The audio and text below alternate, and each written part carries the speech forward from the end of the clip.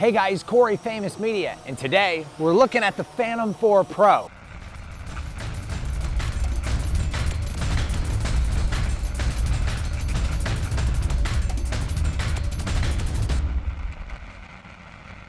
Now, as you can see, we're really far away as we're shooting on the Phantom 4 Pro in 4K.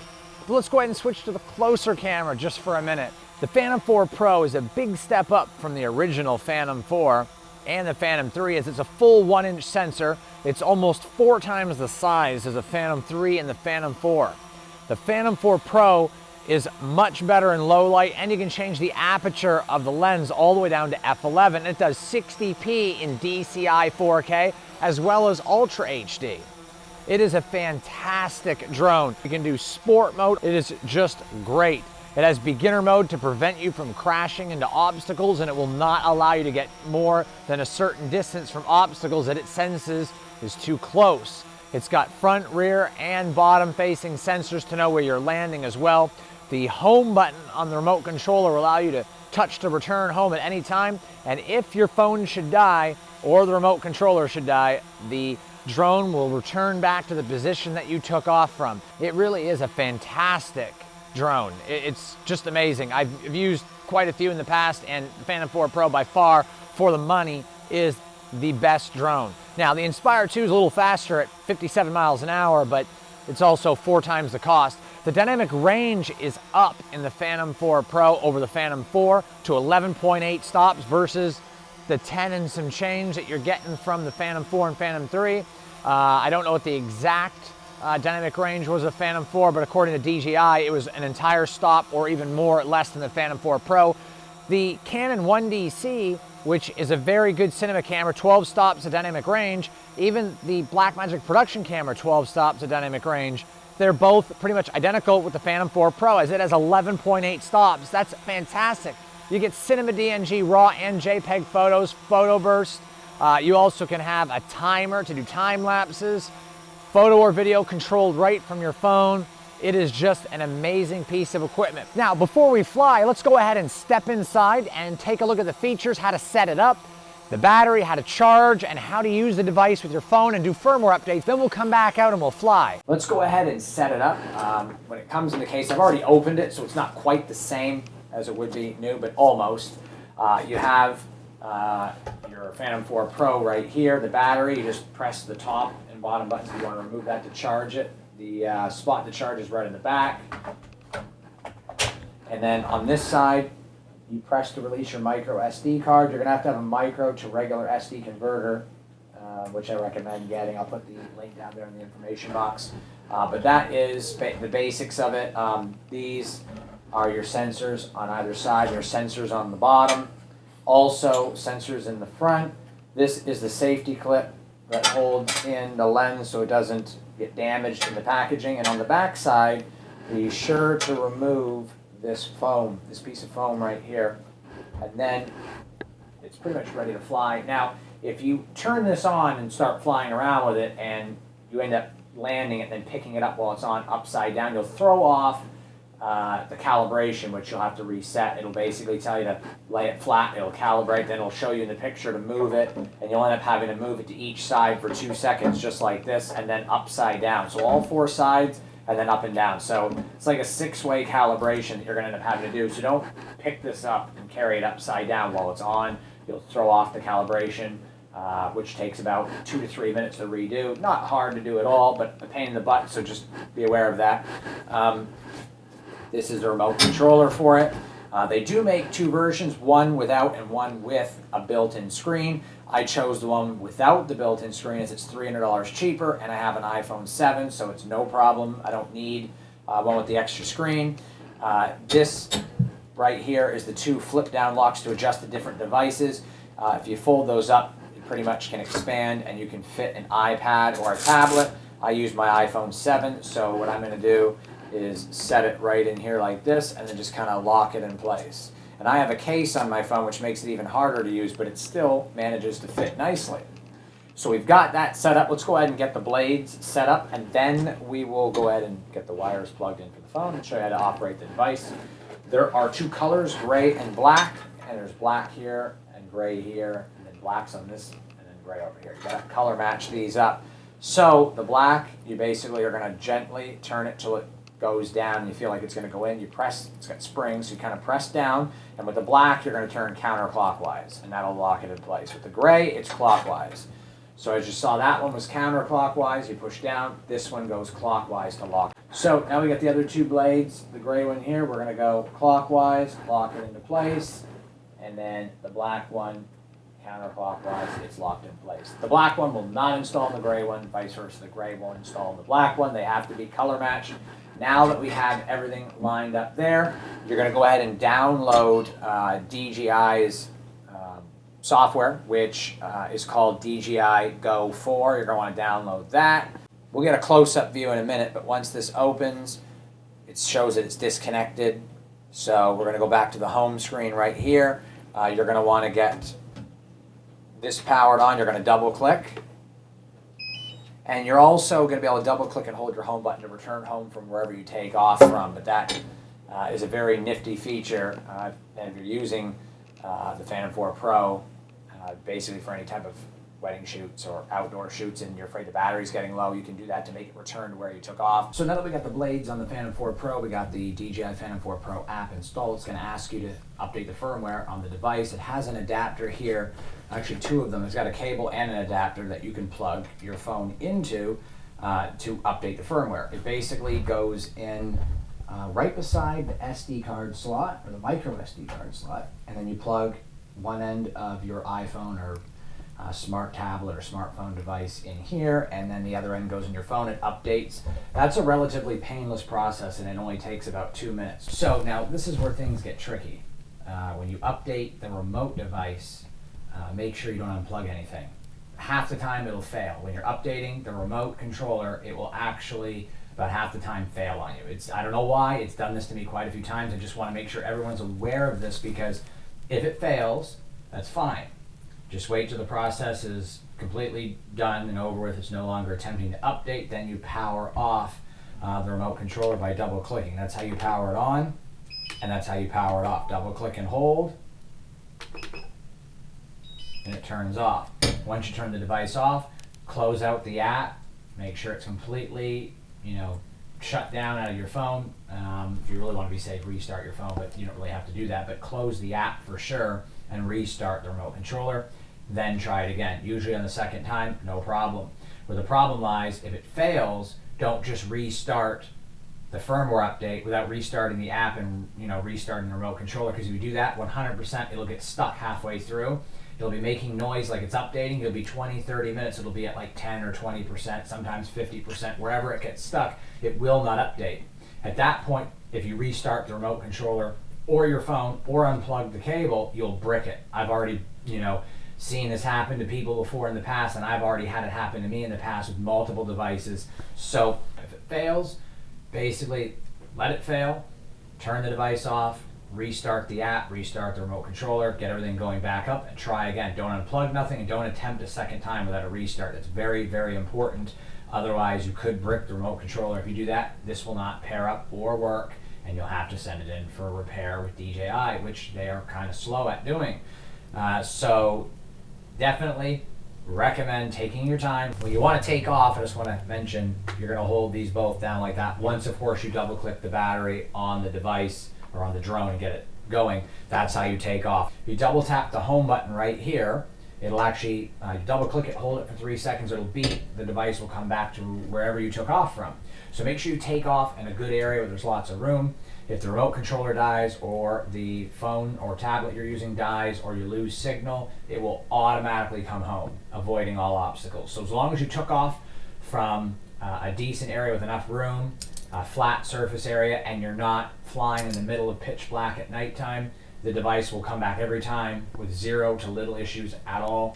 So now we're looking at a close-up of the app. Once you open it and your phone's set up, you got to power on the controller. It'll automatically go blue to let you know that you can connect the device. And then once you go inside, it'll actually show you that the aircraft is disconnected, which I'll turn the aircraft on. I'm just not going to turn the propellers on. This way, it'll give you guys a little bit better of an idea of what it'll look like once the camera's on. You'll hear it beeping. and then this will basically just go over how to use the menu. So first off, down here, this will show you how high in the sky you are, and this will show you how far away you are. So if I'm, let's say a half a mile away, it's going to actually show me in feet how far away I am. Then you have to calibrate the compass again. Sometimes if you move it in and outdoors, it'll ask you to calibrate that. I've had that happen a couple of times. Not too often though, but as you can see, the camera, is looking at a side angle right here. It says that nothing here is available, but right here will show you how high you're flying, up to 400 feet. This shows how far away you are. These red and yellow dots behind and in front are showing you that there's obstacles around. When you're in the red, it will not fly in beginner mode, which will prevent you from crashing. So these red lines right here in the front and back are the sensors in the front and back so you don't crash. If you're in beginner mode and it's in the red, it won't allow you to move. In sport mode, it will. Up here tells you that the compass needs to be calibrated. You can't take off. You can actually drag your histogram around. This right here allows you to take off. This allows you to land. This allows you to set from normal to gesture, tripod, active tracking, all kinds of different stuff, which we won't get all the way into. This is how you play back footage. You'll be able to play back different footage that you've taken and view it, play it back on your phone or tablet or device. These are your settings. This is your shutter right here, and your ISO is right here. And then basically you can set it to auto or manual. Up here, you can also set the settings for video size 30 or 48, or even 24 and 40, 96 by 2160. You get 60p as well. You can also do 3840 by 2160, which is Ultra HD. You can do 1080p. You can do 2.7K. A lot of different settings. You can go back. You can do Cinelike D or D-Log. I like D Cinelike. It's a little bit better, a little bit more dynamic range. You can do H.264 or H.265. Then you can set your style. I've set sharpening all the way down and contrast all the way down. Sometimes I'll leave the sharpening at 0, but I always turn the contrast down. This way you have the most latitude possible. You can go back in there to go here. Video format can be movie or MP4, auto white balance, or you can set the different white balances. You can also set it for photo mode the same way. Histogram can be turned off or on. These are just different LEDs you can turn off or on. You can have your grid on, center points, anti-flicker. You can format the SD card or reset all settings. If you switch over to photo mode, pretty much the same settings in here, but when you go to the camera, then you can change from multiple, auto exposure bracketing, or timer shots, which are really cool. You can do time lapses. Image sizes recommend 3x2. That's full frame, or not full frame, but it's the full size of the sensor. You can set your white balance again, and then of course for image format, you can do JPEG and RAW, or just one or the other. And then of course that's your shutter button to take the photo or the video. So it's very easy to get in and out of that. The buttons on the remote, there's a quick button for ISO and shutter. You can turn the dial on the right-hand side, but the dial on the left-hand side allows you to pan the camera. So if you see, I'm going to do that right now, and you can see me moving it. So it's pretty cool that you can adjust the pan of the camera as well. If I turn the right knob, it's actually not assigned to anything, but you could assign it to whatever you want it to do.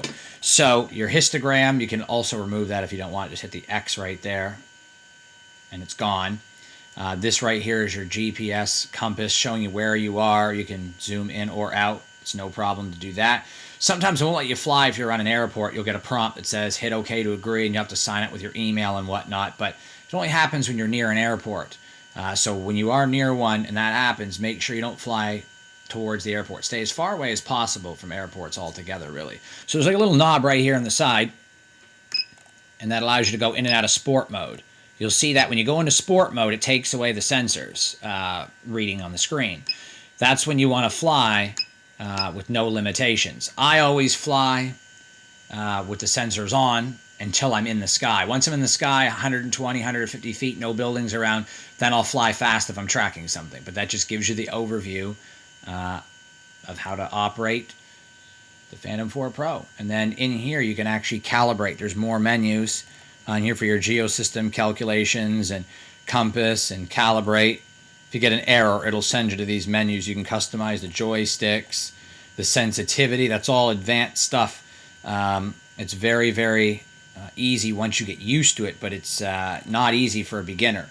So I don't recommend playing with any of this. I just recommend leaving beginner mode on at all times. So, you know, if you haven't flown a drone before or you're new at flying it, I recommend leaving beginner mode on. And that is right here, which I've turned off. Beginner mode allows you to only go up to 98 feet. I turn beginner mode off and fly in Opti mode, which is basically a halfway point between sport and beginner. Beginner is like really slow, but this will allow you guys to be safe. So leave it in beginner and Opti, then you can take beginner mode off when you're ready to go to 400 feet and you're much better with it. If you go into sport mode, this thing works very well, but it's very fast, and one wrong move of the joystick and you could crash, and that's it for the drone, and you could even hurt someone. So just be very careful. So now I'm back outside, and I just want to let you guys know, just for some rules, I don't want anybody to get in trouble or ruin it for others. Don't fly anywhere near an airport, over any stadiums, over any public gatherings.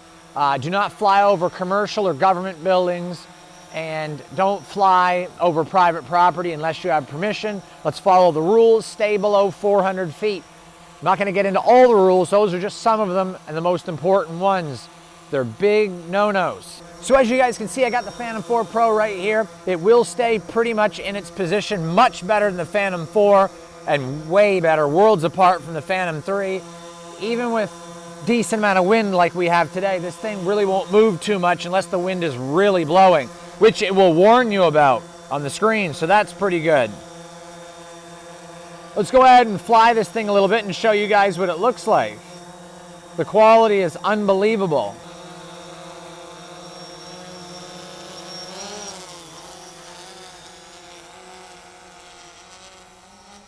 So let's go ahead and take a look at a few sample photos that I took with the Phantom 4 Pro. And as you can see, it looks fantastic. It's very sharp, colors are great, dynamic range is beautiful, and those 20 megapixel images look much better than the Phantom 3 or the Phantom 4. The Phantom 4 Pro is just phenomenal.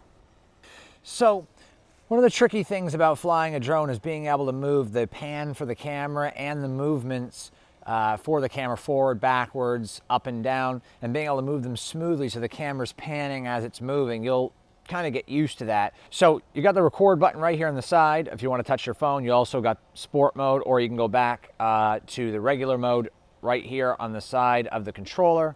I'm going to go ahead and fly it right now, just a little bit. We're at about 191 feet. So now let's go ahead and take a look at some footage I gathered with the Phantom 4 Pro. And it sucks because I deleted the footage from the day I was filming the review and ended up having to go out the next day when it was snowing. So I know this doesn't quite match the scenery in the review video, but this is the footage I filmed the very next day. And as you can see, it's very smooth and sharp, and the resolution is phenomenal. So how about that low light? Let's just go ahead and do a test at 400, 800, 1600, 3200, 64, and 12,800 and see how it fares in low light. So let's go ahead and do a low light test at ISO 400. It looks phenomenal. Even at ISO 800, it looks pretty good. Pretty much anything at 1600 ISO or below is going to be very usable. By the time we get into ISO 3200, the shadows and midtones are starting to show noise. It's the brink of usability. ISO 6400 looks like a mess everywhere, just a hot mess. Couldn't get the shutter to go any faster, so no 12,800. So now we're going to return it home. I double tap the home button right here. It's got the arrow pointing down with the H, the circle around. It's a little home button in the front. Double tap and hold till you hear the 3 beeps. And you'll see that it's getting ready to come back here and measure. It's pretty much measuring where it took off from. And it'll avoid all obstacles too while doing that. It's avoiding the tree above me too while it's landing to return home. And as you're going to see behind me, it's actually come back from over 800 feet away and 200 feet elevation, and it actually knows where to go. It's avoided the trees and the shrubs all around me, so it's really cool. And it's going back to the exact spot that it took off from.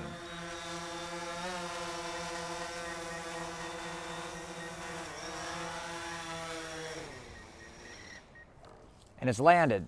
So that is really cool. If your phone or your remote controller die or you lose range, it automatically returns home. Beginner mode prevents you from crashing pretty much.